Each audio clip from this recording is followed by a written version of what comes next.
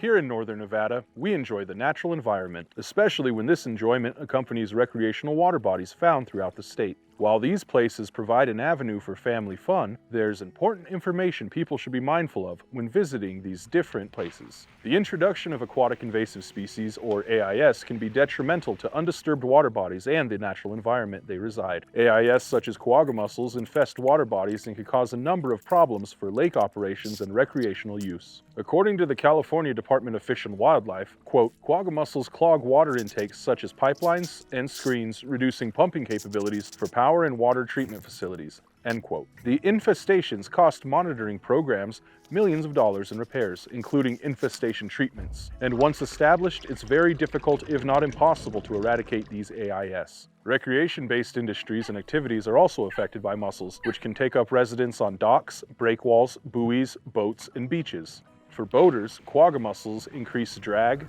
clog engines, which can cause overheating and can affect steerage. While some water bodies in Nevada remain clear of AIS, they are a concern, as these troublesome little critters have nestled in Lake Mead, located in southern Nevada.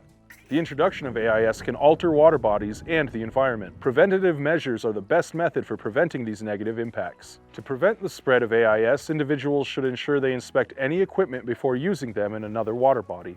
AIS such as quagga mussels can live up to a week out of water. However, they can live in standing water for up to 30 days, meaning any standing water that is still on a boat could harbor these troublesome critters. These critters can also hitchhike on plants and mud, so ensuring all equipment is clear for these types of debris is a good preventative practice to adopt. Ensuring all equipment is clean, drain, and dry protects uninfected ecosystems and helps preserve water bodies to be enjoyed by all.